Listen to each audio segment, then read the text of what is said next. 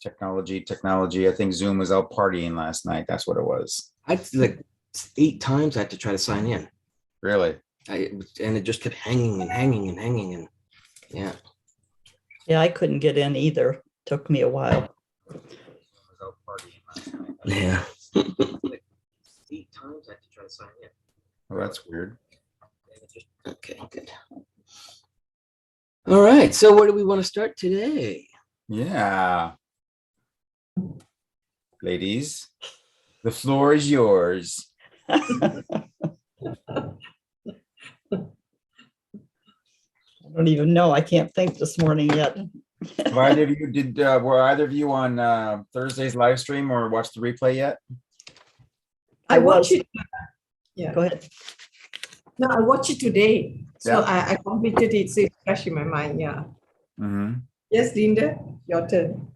Yeah, I was there yesterday as well. That was great. I loved all those steps. So I'll be definitely doing that for sure. I think that's a great hack. But I've been going back over the live streams for the past year. So my brain is a little boggled by all this stuff, I was trying to catch up, but I don't think I'm going to be able to catch up like that. It gets to be too many things to try to think about at the same time. But, I'm taking notes and I keep going back over them and practicing things. I've upped my meditations every day. Mm-hmm. So that helped. I think the biggest thing I can say since I started with you guys, it's been about a month or so, I'm a lot calmer. Things don't upset me quite so easily as they used to. Mm-hmm. And, it's been a rough couple of years, even besides the COVID. I've had a bunch of things go on this last year. So trying to put them into perspective and get a balance in my life has been my main goal. I think I started out with wanting to heal my knee. I hurt my knee really bad. And I kept thinking, okay, I'll do this meditation. I'll do all these things to heal my knee. Well, I think what I've done is heal my spirit. My knees still bother me, but the rest of me is coming along here. I've seen a big change. So maybe the knee will heal eventually. Well, that's part of the premise of a lot of Joe Dispenza's work is the fact that you have a physical injury per se, but it's actually a spiritual issue that's manifesting through the body. Yeah. And I've read a lot of his stuff and listened to a lot of stuff that he's done, and it's pretty amazing. Yeah, his meditations are very powerful. Yes. I do those. Sometimes I come away from them almost exhausted. They're just so deep, and they're really something. And he does this one where he has the blessing of the chakras. Mm-hmm. I've had a really emotional breakthroughs doing that. It's Good. really opened up my heart area. Mm-hmm. That's the part I think was really closed off. And that heart coherence thing, that is huge. When you start getting a hold of that to me is life-changing. I sure wish I'd have learned some of this about 40 years ago. We all could have had a lot smoother sailing maybe. But you learn what you learn. I've also seen my dreams open up now. I lost my sister a couple years ago, and now all of a sudden I'm dreaming about her after 2 years. Nice. So that's exciting. I think she's I'm going to get some healing with that. Mm-hmm. So that's my story for 2021. Well, that's fantastic. We don't realize what we are hanging on to or what we are, holding into our body until it's gone. Right. And all of a sudden you're like, well, how come I feel so different now? And then you start having dreams, which are just a form of communication. And then you're like, wow. So I was hanging on to that. Bothered me more than I thought. Yeah. I'm excited about what you talked about that you're going to be doing this year with the dreams and stuff like that. That's very exciting to me. I've always been interested in that. I'm It's gonna be I'm 3 an hours, avid everybody just dreamer. sleeping. We're all Yeah. just gonna be sleeping on the internet. We're just like, Yeah. but there, yeah, we're really excited because it's almost kind of like, it's such a huge subject. It's It is. huge. And it's going to be a lot of fun. We're really looking forward to it. And we're still only going to be scratching the surface. And we're still on the service. Yeah. It's like, yeah. So Exactly. know- I mean, sleep and dreams could be like a 2-3 week program. There's so many components to mastering the art of getting into sleep, what happens when you're there, what happens when you come out, how you take that transition. I mean, there's all kinds of components to it, right? And then what does it mean? What does it all mean to you, right? Yeah. Right. It's interesting. Yeah, but Ross, today when you all go through the previous episode, I think it's very good because it's refreshing us again. After you go through, unless you continue to refresh yourself, which we don't due to being very busy. So when you go through again, it actually makes us more, you begin to understand much more. You go more in depth. So it's a good idea that after you do a few episodes, it's good to sort of like highlight the main points. And that sort of open up our heart and our mind much more to what you have been teaching, because you come back and then you can then see the bigger picture together as a whole. So going through the revision, I think is good. Well, I think, and what Gary and I, talked about is that, there are so many people that, have that habit of, they have the purest of intentions of watching or listening to a live stream or any type of information. And they go, okay, that's done. It's just a checklist. Okay, I did it. And you're just like, no, you need to go back. You need to follow through with this. You need to practice. And like what Linda's doing and what you're doing is you need to work. These are tools that need to be used, not just to be made aware of. I mean, that's the choice that people are making. But when we have the rabbit holes and you're talking to somebody and it's like, well, did you practice it? Well, no. Well, you have to. That's the whole thing. Again, it's that magic pill, that silver bullet that people are looking for. Is like, well, this is just, I'm going to listen to this and I'm just going to be, everything's going to be perfect. I'm going to read this book and everything's going to be perfect. I'm going to listen to this seminar or go to this seminar and everything's done. And it's not. These are designed to be tools to be used. And sometimes it takes a little bit to get it.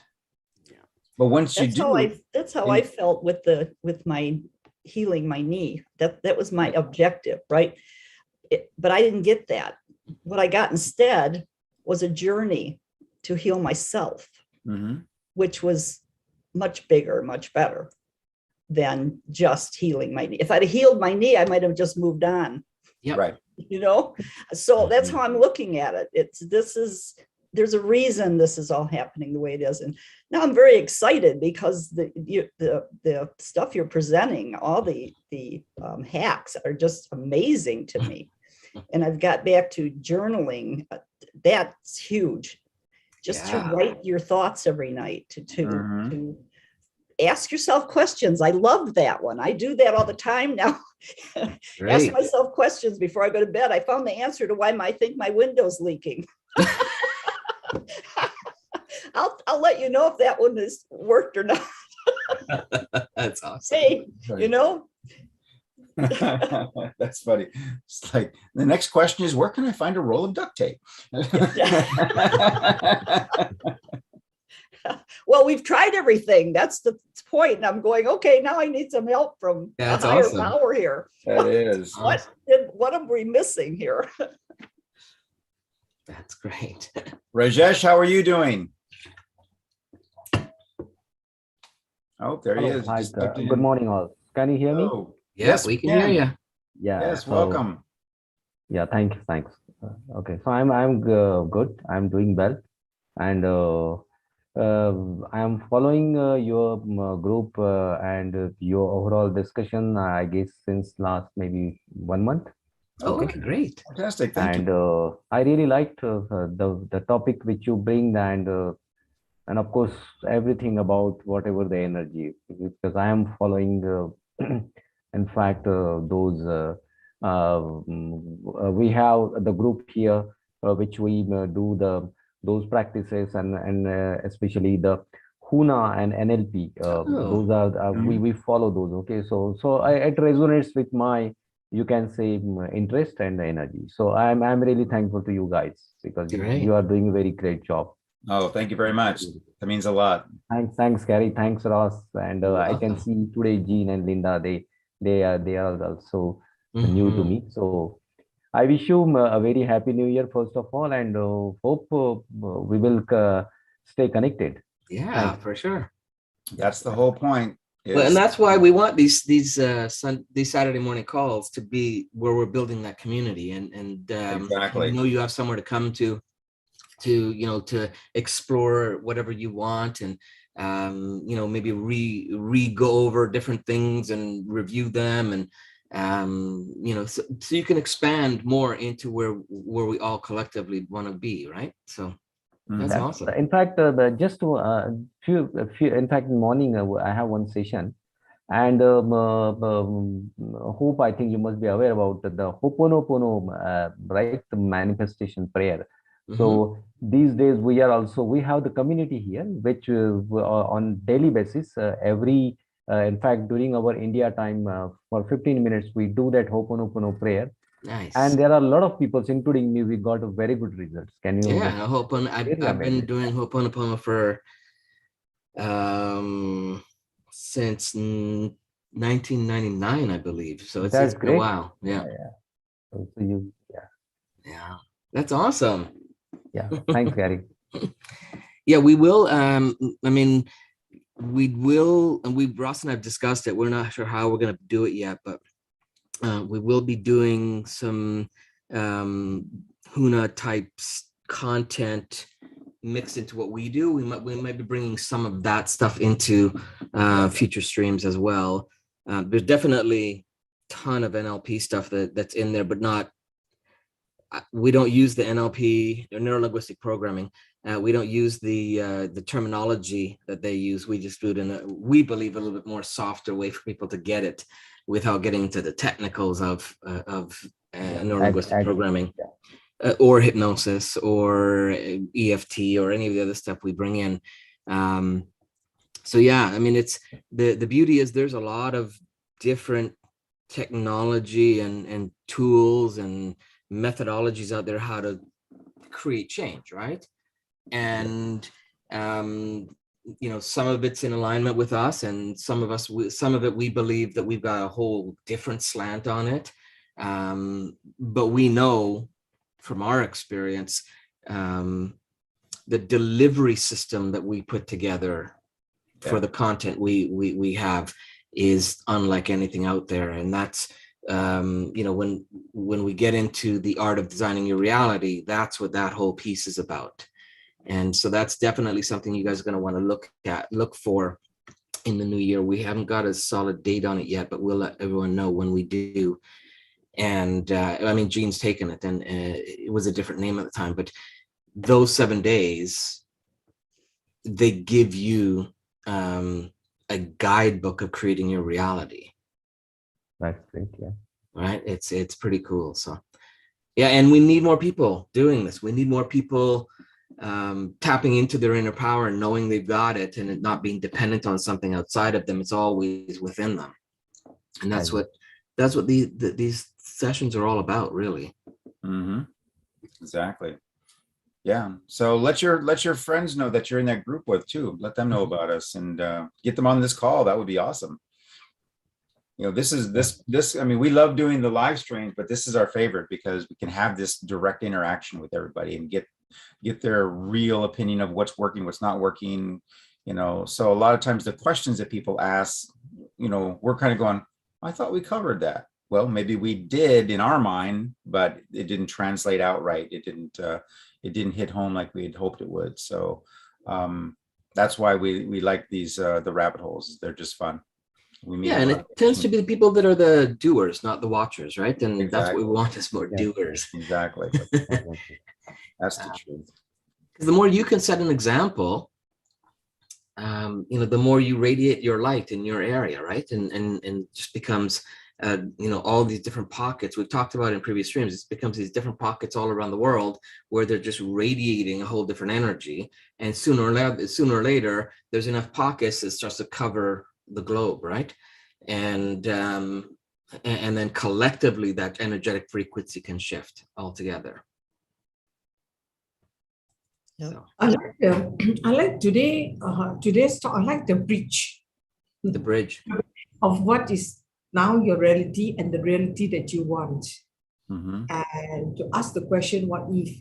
I think that's very powerful, because then that opens up a whole opportunity of what you want to be, and open up your mindset, open up your heart to Mhm. the what ifs.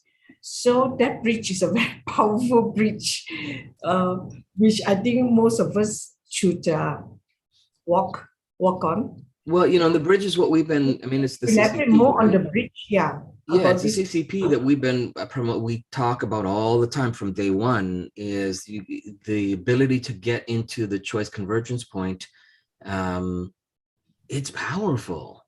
So many people don't realize how easy they have access to it, but because they don't know, it seems difficult, but it isn't. Gary, you must also explain, maybe Linda and Rajesh, they're new. What is the choice conversion point? Do you all know? Do you guys Linda, know what the choice convergence point is? Because the we choice talk about it a conversion- lot. Do you all know? Do you all want Gary to explain that? Linda? You can yeah. I mean, I understand it as a point where you can make a choice to go one way or the other. Isn't that? Yeah, it's even so. Even in the languaging of that, right? Which next month we start talking about words and how they create reality. But even in the languaging of that, it's fun. It's so much more than this way or that way, right? Because the choice convergence point is a place where we all have access to within ourselves, where every possible choice, not just this choice, but every possible choice in every direction, in every variation, is accessible, right? And you get to this place of potentiality. It's kind of not even really a stuck on one or the other. It's like hey, it all is possible. And then from there, looking at or contemplating and thinking about all the different options that you have, and then from there, choosing the one that's most in alignment with who you are. Right? And to be in this place where you've got that control. Regardless of what's going on, you've got the control of how you feel about it, how you think about it, how you respond to it, what it means to you, what it doesn't mean to you. Right? And to be in that place, we believe, is the most powerful place a person can be, because you're always there. You just don't know it. Yeah. So Gary, would you say that, I mean, for me to understand deeper, would it be that we just got to be more consciously aware of the possibilities of this and that and the various choices that's available, and then to consciously think that we can do the changes within us? So it's your power of visualization, your power of understanding of where you want to be, and then we make the changes some or other, because you decide on a certain change. Then within yourself, you make the changes, or you do certain studies, or you upgrade yourself to be able to reach that, to be able to reach that reality that you want to go. That means after understanding it, you need to take action. You need to take action, whether it is to build your skills, or whether it is to change your mindset towards a very positive mindset, or to wake up every morning to feel happy, or if you want to be stronger, to do certain exercise that is needed in order for you to gain that strength. So it's the part of a visualization. Is the next thing is the action. Would you say that? Then only you can Absolutely. Yeah, well, that's, I mean, when you go from choice and the 6 points, right? When we go over the those 6 steps, the 6 action steps, the act of going from, okay, what is possible, to then handing it over to your unconscious mind to this place where it knows way more than you do, has more resources, more access to it, and then allowing it to stand up, hand you some options that you can then, check out with your visualization, with your background, your history, or whatever. And then, yeah, if you don't take some kind of action from that choice convergence point, then you're always stuck in no action. You're always stuck in this place of nothing happening. You can't manifest things if nothing is happening. That's a missing component of manifestation. Something has to happen.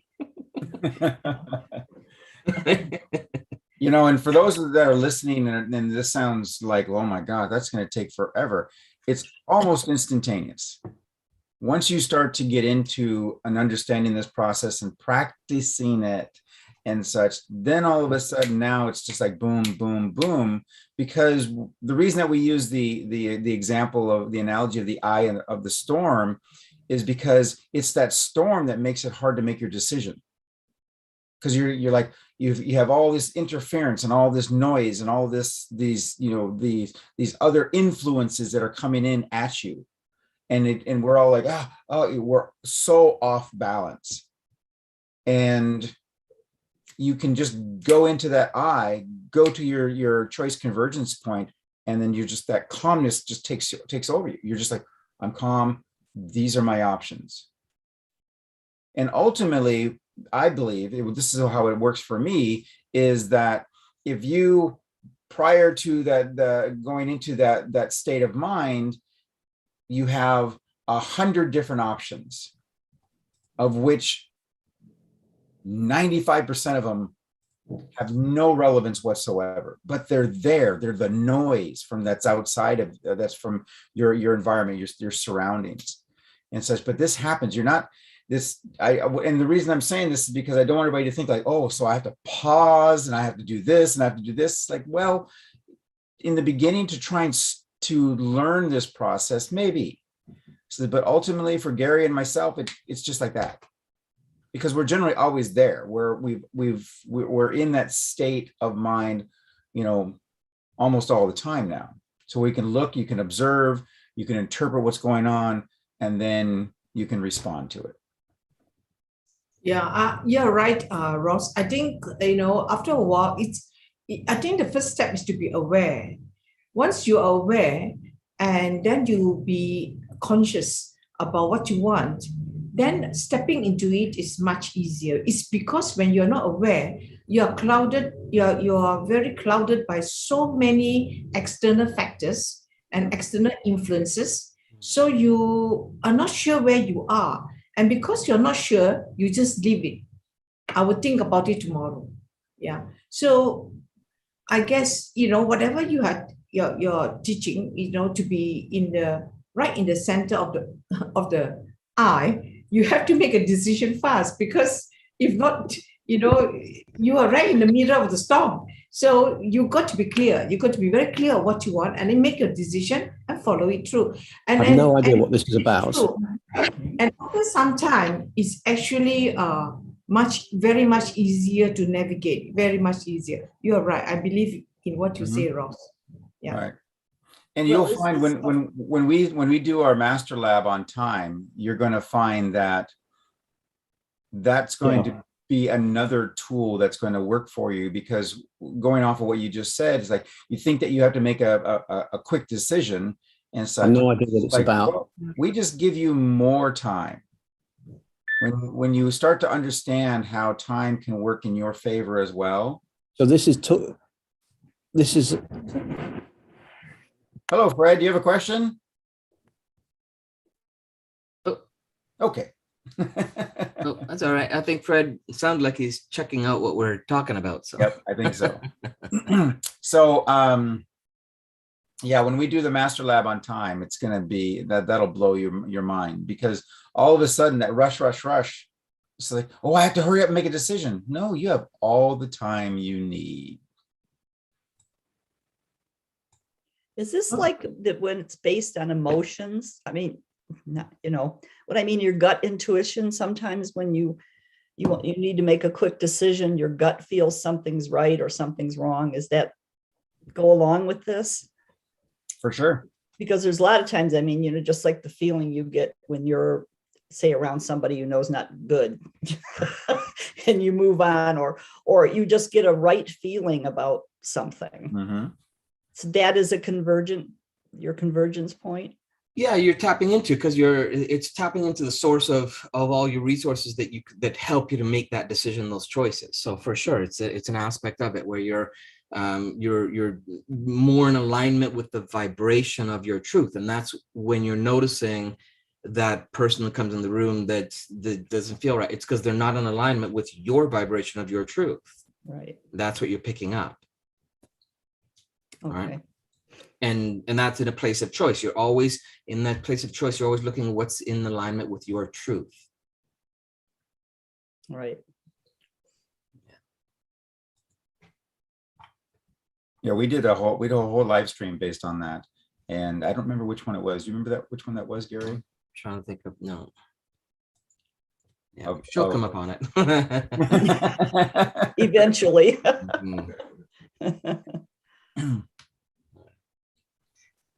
Okay, more questions, ideas?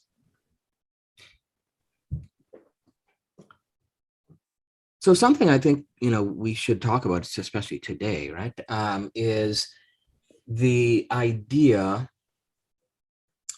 around the time of year that people decide to do,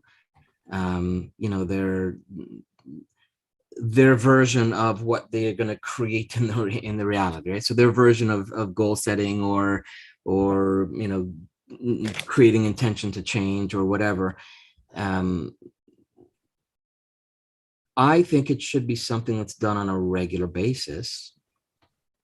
I think that the fact that we've been conditioned to this, countdown to, transforming my life once a year, every 365 days. There's so many challenges that I have with that process. One is, think about it, that if we have 5 people in a room, their energy, their lifestyle, their learning process, all going to be different at any given moment. And then to say that all 5 of those people, the best time to set the intention for, what you're going to do in the next year is on the 31st of December. Well, on 31st of December, what these people have gone through at that time, up into that time, is completely different. It's so many different levels. And yet to expect them all in that window of time to be at their best energy, at their most resourcefulness, at the peak of their capacity to manifest, to say in that moment, on that day, you've got to have all of that, then your life will change, right? And that's kind of the mentality people have with this New Year's resolution stuff. Yeah. And the challenge is that you may go into that into that day, right? That experience, that mindset, that energy you have might be pulled from, being caught up in the storm over the last 2 years, dealing with all the negativity and taking that energy into manifesting the new year. Well, come on. It's not your best self showing up.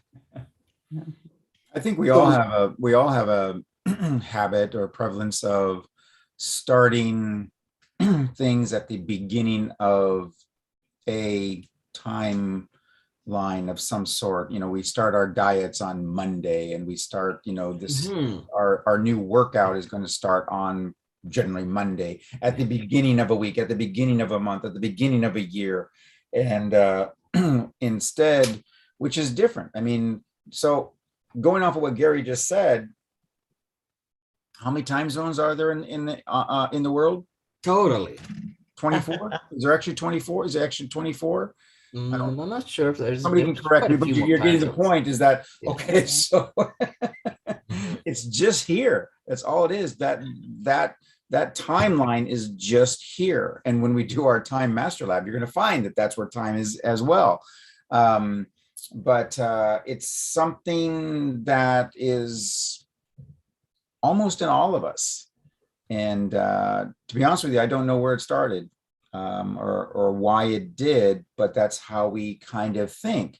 And when I was doing or still do a lot of work, I do a lot of coaching with people with diabetes and such as well. And I hear that from them a lot. Oh, well, I messed this up, so I'll just start over on Monday. No, you start over now. Yeah. Because it's sometimes it becomes an excuse, but really it's more of, no, I need to start at the beginning. That's how it just sets in my mind. It's like, well, then you have 3 days of that's not going to work for you. That's going against what you're trying to do. And sometimes we use it as an excuse. I see a lot of people use it as an excuse. Yeah.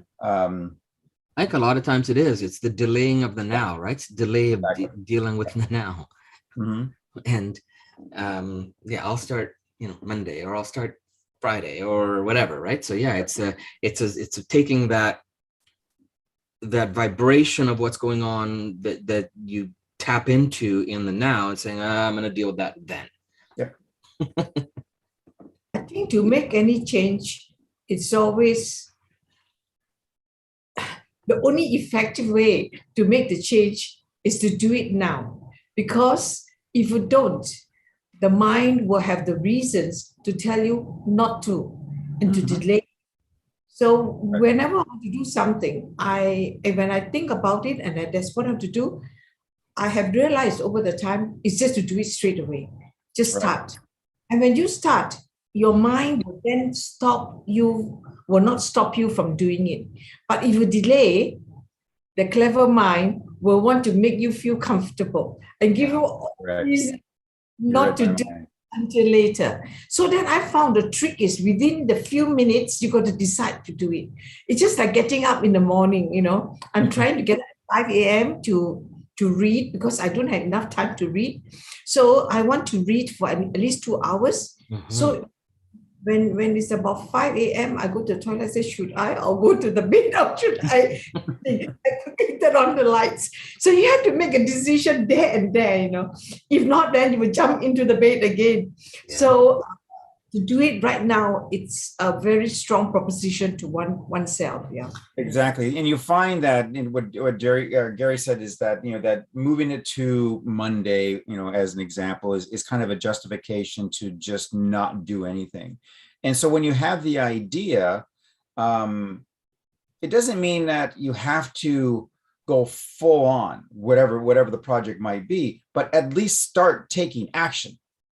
Do something. What you're saying is that you're doing something. It's like, okay, I'm not in a situation to get this full on right now, but what can I do to take action right now, today? Just add that action, move and such, which is part of the formula that we've gone over, is where a lot of people are missing that piece. They go, well, I'm just going to sit on the couch and start my exercise routine. Well, okay. So are you bringing the weight set to the couch? Are you are you bringing your stretchy bands to the couch? What are you doing? Well, no, I'm just going to think about it and I'll lose weight or whatever. It's just like, no, you need to take some kind of action. Do you think part of it? There's a gentleman that I can't remember his name, but he wanted to teach himself guitar. And he said he made the decision, I want to learn guitar. And he in his mind, he's going, this is my schedule, this is what I do, this is what I do, this is what I do, this is how my day normally goes, day after day after day. and he goes, how am I going to get this done? What can I do to make sure that I do my practice on my guitar? And his answer, his solution was so simple.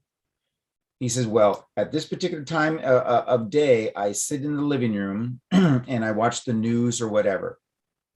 So he made sure that his guitar was right next to the chair that he sat to watch the news or whatever it was, but it had something to do with watching television. And so he would sit in that chair and he would pick up the guitar and he would start doing it while he's watching the news. He would do his practice while he was doing it. So he says, I know how I am. I know who, where I'm at. And I did that for a year, and now he's very, very proficient. I think, Gary, you got a Peloton and you put that in a position as well, if I remember you saying so. Yeah, totally. I mean, I know that, again, it's kind of the out of sight, out of mind thing. And I think sometimes people put it out of sight so that it is out of mind. So yeah, so I mean, the Palatine Bike we got, I decided to put it in a place where, after the kids are down, my wife and I like to, kind of sit together and, watch shows and kind of wind down and chat and whatnot. And so I figured that if we put it there, like near that area, where we can, if we choose to, we can open up the windows and we can, see the valley and the mountains and stuff from our view, or we can close it and we can, even watch a show or whatever, and still just get on and do 20 minutes, 30 minutes and not interrupt or be something that takes away from what I'm doing. Right. So it becomes something that's, it's just a part of it's just part of the day. It's become a habit. Right. So it made it easier for that to happen. Could it have happened if I had put that in the garage or, in another room or whatever? Possibly. I could have possibly got excited about, the biking and the working out and stuff like that. And, but would it have been the easiest? Probably not. Just knowing, knowing base patterns and, comforts and things that, it's downstairs. I'll go in 5 minutes. Let me watch this last thing, or let me watch one more. And or in a conversation, it just the conversation just keeps going, and then subconsciously there's a party that's saying, "Don't put attention on the bike. Don't put attention on the bike." Meanwhile, the bike is somewhere where he can see it, and then it starts calling to him, "Gary, remember me?" And such. It's all of this these are things that when you start looking at all the different possibilities. Okay. Using that as an example, most people say, well, this is my workout room at the far end of the house or in the garage or whatever. And it's like, oh, I got to get up. I got to walk down the hallway. I got to change my clothes. I got to go into, we have these parameters that we set for ourselves that are sometimes built-in obstacles. Oh, I just don't feel like changing. I take my dogs for a walk, just about every day. And I have got to the point where I got everything just set to make it as easy as possible, especially now that we've got snow here in Seattle and stuff like that. And it's just like, I'm putting on layers and layers and layers, got to put the boots on. The dogs are looking at me like, hey, let's just go out. I'm ready. But at the same time, it's like I started narrowing the thing down so I can just literally just kind of climb into a suit and go. Otherwise, I would start to think about, knowing myself, I would start to think about, oh, I've got to do this and I've got to do this and I've got to do this. And so I just narrowed it down to make it easier for myself, so I will not give myself any type of excuse to, not give them a walk, although they don't really give me much of a choice. But we have to look at, if we want to make a change, or if we want to, create change for ourselves, all right, the mind is going to try and, I don't really want to do that. We're not used to doing that. I really like better just sitting and doing this instead. Well, how about we just take all these excuses and move them out of the way, make them work in our favor.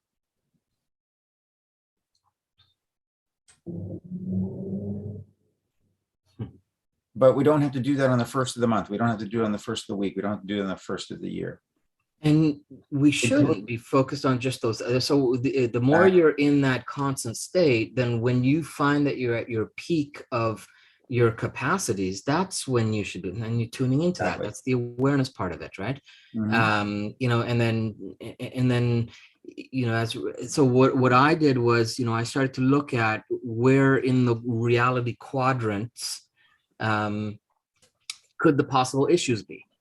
Right. So if I want to create a reality where I'm working out more, it's easier and it's enjoyable, because those are parts of the criteria, right? Then, when would it occur?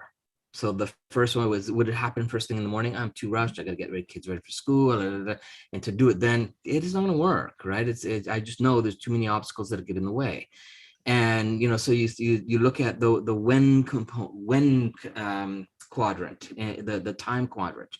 Then he's okay. So then, where then could it happen? Well, if there's all these different options for location. Some are going to be more optimum for that reality than other locations, right? For it to be something that I would do and see myself stepping into regularly.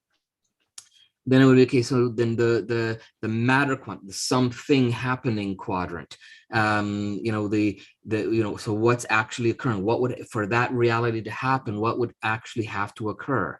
There would actually have to be Gary getting up, going somewhere and doing something to physically get in more condition or strengthen or stretch or whatever, right? So that something, that's the matter in the reality that needed to manifest, right? And then so then how does that occur? So then the energy around it is the actual there has to be space for all of this to occur. So when you look at the time, space, matter, and energy components, right, and you can assess, is what's currently in this reality giving me the results? If it's not, then what do I need to do in any or all of those realities, sectors, to create that reality as true for me? And it really is that simple. It's just, okay, well, when does it need to be optimum for the way that I want it? Where does it need to happen? What's actually happening, right? And how does that happen? So really tapping into those four quadrants it's really powerful stuff. When you tap into it, do you sort of ask your questions and then you look at your answers? Yeah, sometimes it's a combination of things. So it's definitely putting the questions out there, and just allowing the right one to come, because you can't force it, right? So I do some contemplation on it, and I do it so often now that it's just, I don't have to do a whole ritual around it anymore. But it's like, okay, well, I notice the time frames that I'd like something to happen. So that's the time quadrant. Okay, well, what do I want to happen there? Right. And okay, now, where would that happen? If it's in the morning, there's different options. Afternoon, there's different options. Evenings, there's different options. Right. And each hour, there's a different option of where certain things can happen. Right. That's why you do what you do on your daily routines. Right. But they may not be the optimum spaces. So, would I have more space in the gym? Yeah. In the garage? Yeah, for sure. Would there be other things I could do? Yeah, for sure. But would I get to the bike to begin with if it's there? That's a little bit more of a process. Exactly. Right. So I chose to create the change in the space so that it allows the time, so that it allows the action, and so that it allows the actual thing to occur. Right. So I didn't leave it up to and it doesn't mean that that's the solution for everybody. Everybody's got their own option and where they're going to do it, what's going to work for them. Some people, the isolation of a garage works, or the coolness of a garage, or coldness of a garage where you live needs to be there. But I couldn't get that upstairs, so that didn't fit for the space for my reality to happen. If it's cold, I'm not going to be there. That's part of my environment. Someone said, oh, go ahead. Sorry. So yeah, so I took control of the reality that I'm going to step into and made it happen. We all have these variables that we think we're limited by, but actually we're not. If we think in the world of possibilities, there's just more and more variables that give us all these different possibilities. But we just have a habit of just narrowing it down to this or that. When Gary's going, no, I can do this and that, and that, and that, and that, and I could put all of this together, okay, and create the perfect space.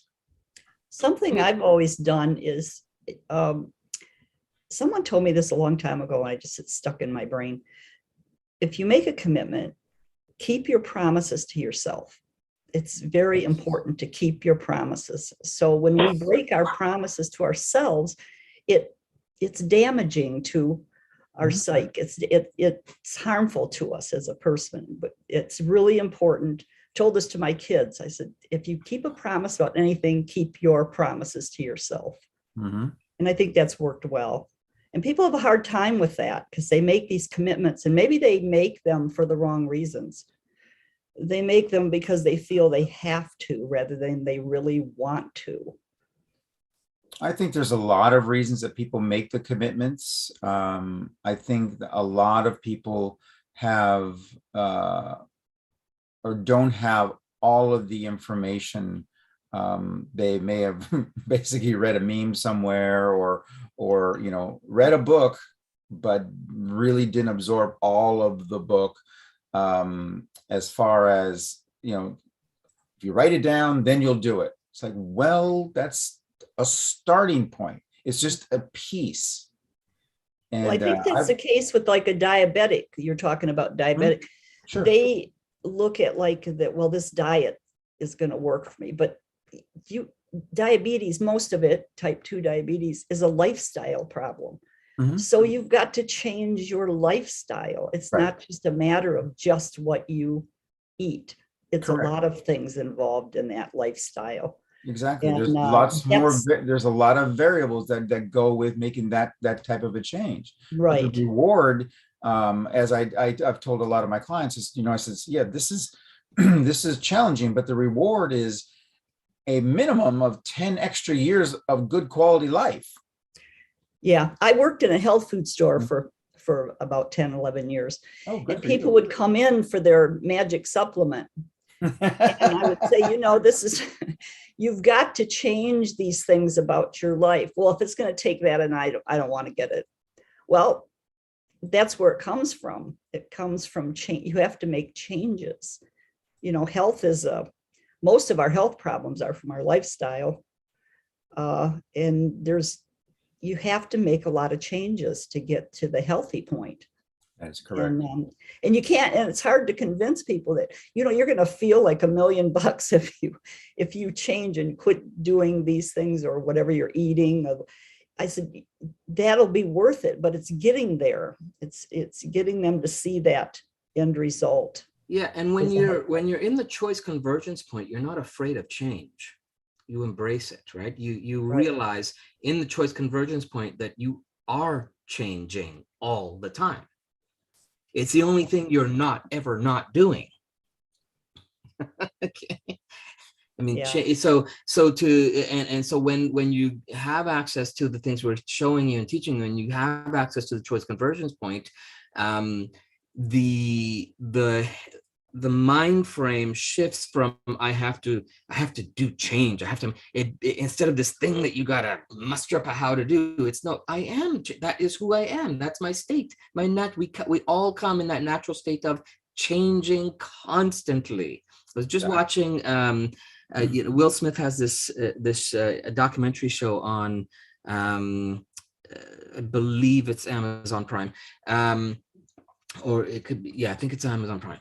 And he's going to these different places around the world, and while he's doing these extreme things, he's teaching things about the planet, about reality, and all that kind of stuff in a very cool way. And the one I just watched was about time, and how at the micro level these different changes are happening that you're not aware of, but it's happening. Looks like something still. So one of the things they did was they did they did the time, what do they call the special camera where it speeds things up? They recorded over time time lapse. Yeah, time lapse. Yeah. So they showed the time lapse of a desert, which we all see as just kind of this still thing. But if they do the time lapse, I can't remember how many over time, and they run the film, and it's like the desert is constantly changing, right? And it looks so still. And the other thing is that I'm trying to think of, I think it was on YouTube. I watched this thing about the what cells actually look like, and the science of how they're actually showing it in this 3D model. And they go down to this micro levels, and they're seeing that what we thought a cell was is so vastly different what it truly is at this micro level. It's like this galaxy within us. Yeah. These micro galaxies within us, with all this stuff happening at such rapid rates. Yeah. Mm-hmm. Right. So when you accept that you are changing all the time, then you don't have to go, oh, I have to change this to be my. No, you're doing it anyways. Yeah. It's that coin example again. You're doing it. You're utilizing the energy. You're expelling the energy to do something anyhow. So you stand on the edge. You're in your choice convergence point. You say, I'm going to change regardless. I can't stop it. So where am I going to, which direction am I going to change into? What do you change to is what you want to look at, mm-hmm. Which again is from choice convergence point. So it all comes full circle, right? Yep. Yep. Any last questions? We'll wrap this up here, ladies. Nope. Let me go through a couple. I want to add in a couple. We know you're there. I want to add in a couple of more gratitude things that I promised them. So a simple one that you can do, because again, gratitude is a key piece of all of this energetically. If we've talked about it in different ways, and there's different ways to do them, but one other thing that you can do to increase your gratitude in the coming year and beyond, and to create habits out of them, is start a gratitude journal, right? Which we talk about in a very specific way in the Art of Designing Your Reality, where every night before going to bed, you have a set sequence of things that you do to optimize that gratitude journal experience, right? Okay. And so there's, again, a ton of different ways to do them out there, but start doing a gratitude journal. You'll really start to know some major shifts in your life when you do that. Okay. And, I suggest you keep it by your bed. That's my choice. People want to do it first thing in the morning, so they'll do it in the kitchen table or at work or wherever. But as long as you're doing it as a habit, that's one of the key things to do, right?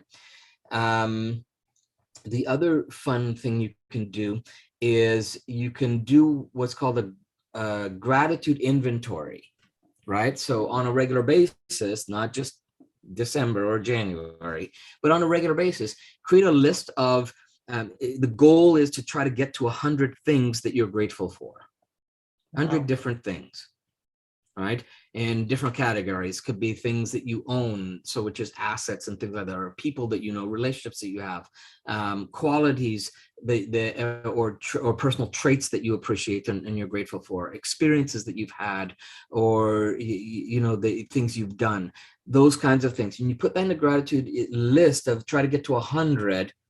And when you hit that 100, what I usually suggest is time yourself. How, can you do that over a period of a day or 2 or 3, or does it take you a week to get to 100? Because you'd be surprised at how difficult it is for some people to get past 50. Yeah, but it's actually quite simple. There's so many things to be grateful for. Yeah, and but for you, when people don't have the gratitude mindset, it isn't, and most people They don't. don't have the gratitude mindset. They cannot see it. Yeah. But that's why the exposure and the awareness is very important.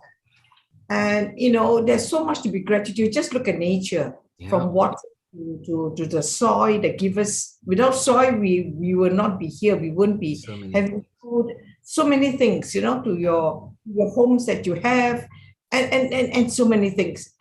There's 101 things that you can be grateful for. Yeah. So I think it's the most important thing is to wake up always with gratitude.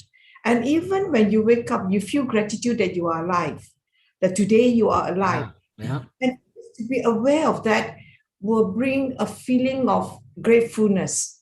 And you value your time. You value your life. Yeah.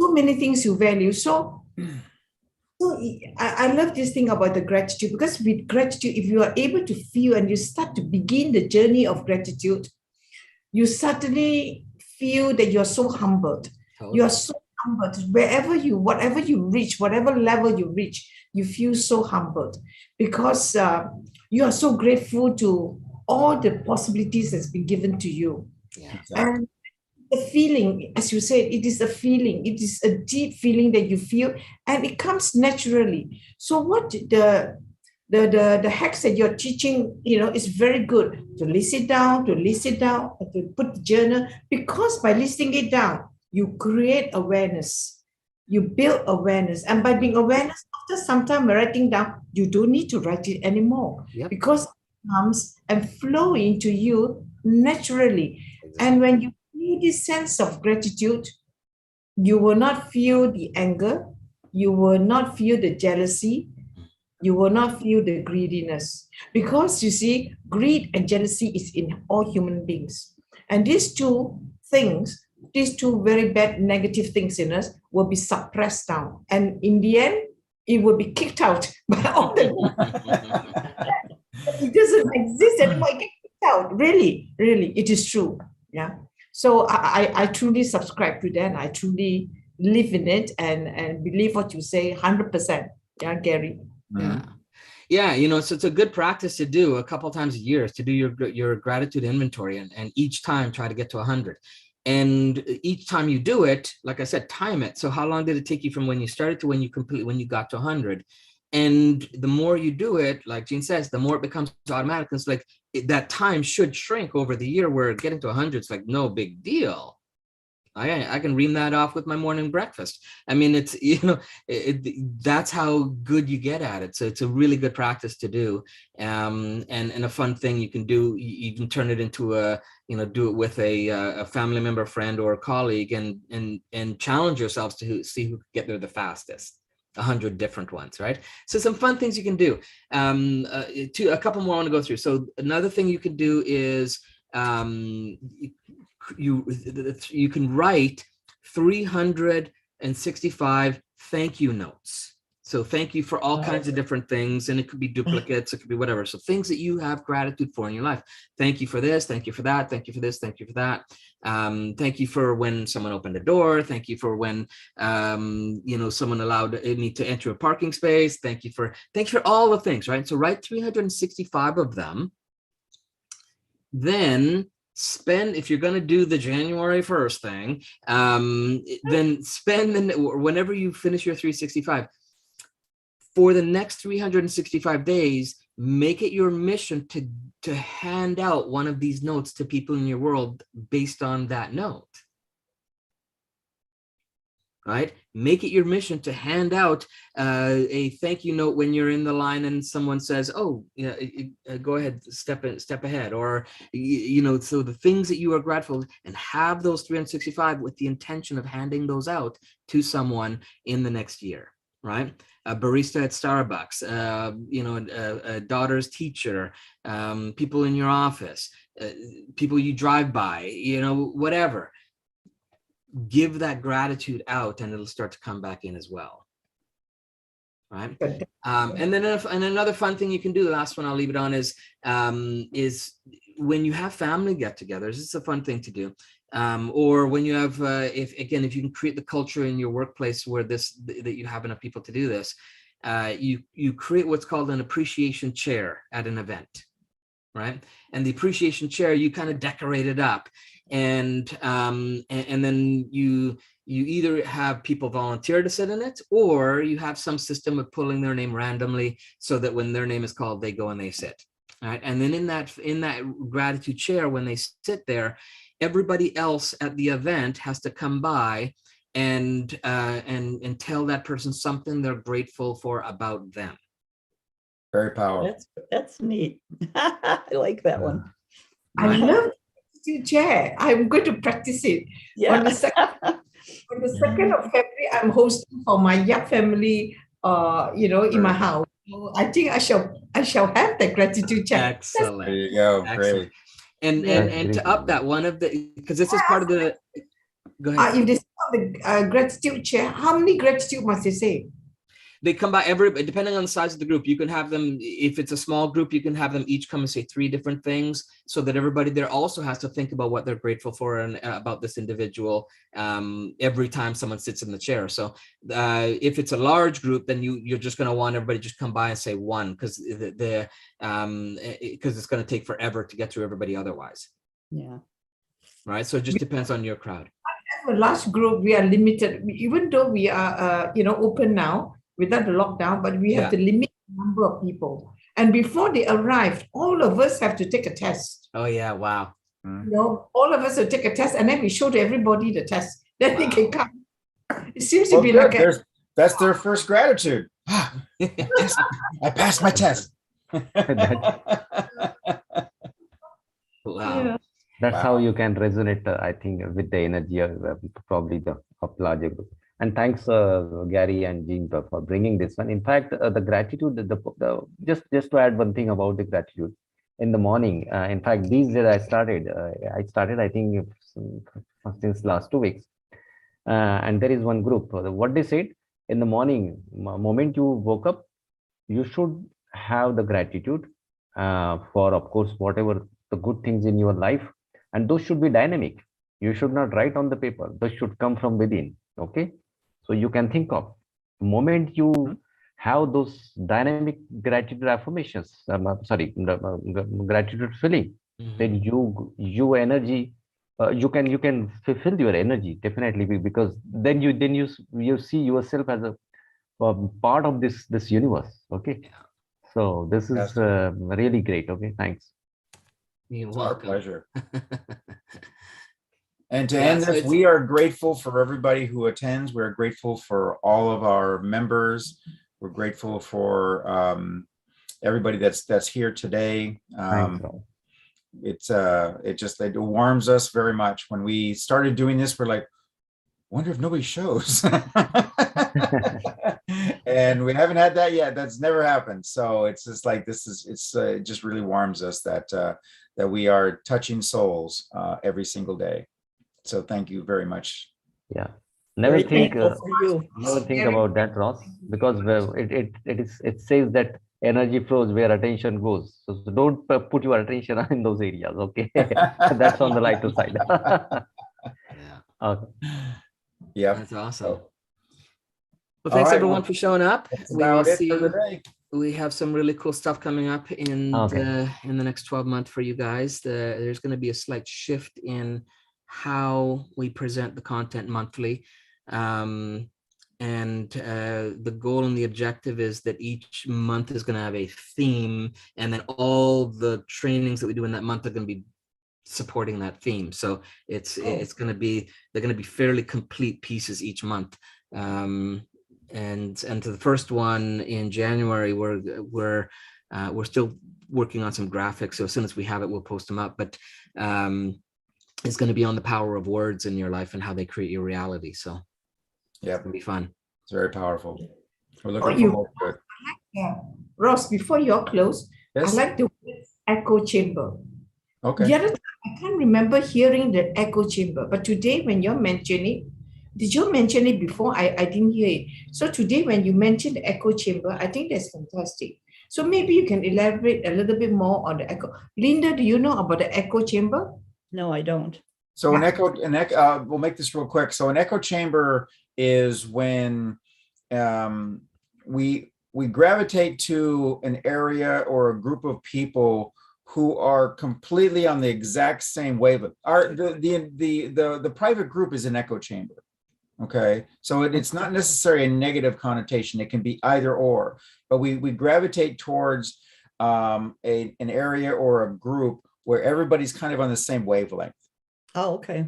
Okay, but what happens is that, or what we see happening now is that social media, the same thing happens with social media. Your friends list become an echo chamber, and everybody just starts repeating the same thing, which is, it has its good points and its bad points, because sometimes an echo chamber doesn't give you or allow you the capacity to broaden your perspective. So if you've ever stepped into somebody else's echo chamber and given them a different idea or a different point of view than their echo chamber, it can be brutal in many cases. How dare you say that? You know, it's like, well, hey, listen, I'm just asking questions. I'm just showing you a different point of view. But a lot of us will gravitate to these echo chambers that it's the same information, or same opinion, or, you know, and if, like, for example, when we spoke a few weeks ago, we were talking about some of the negative connotations of Facebook, is that people will get into that group of friends and such, and it's just like this, I don't want to say fake news or anything like that, but it's just this, you know, you get these echo chambers of hate. Yes. You know, and it just spins and spins and spins. And Facebook loves that.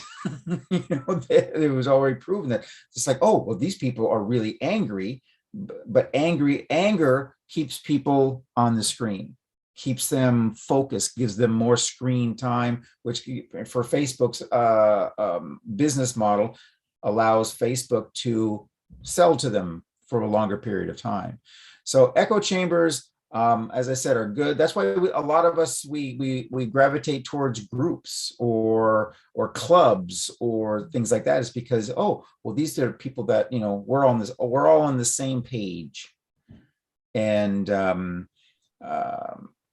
had a conversation with a friend a week ago, and this particular friend has gravitated towards this particular echo chamber.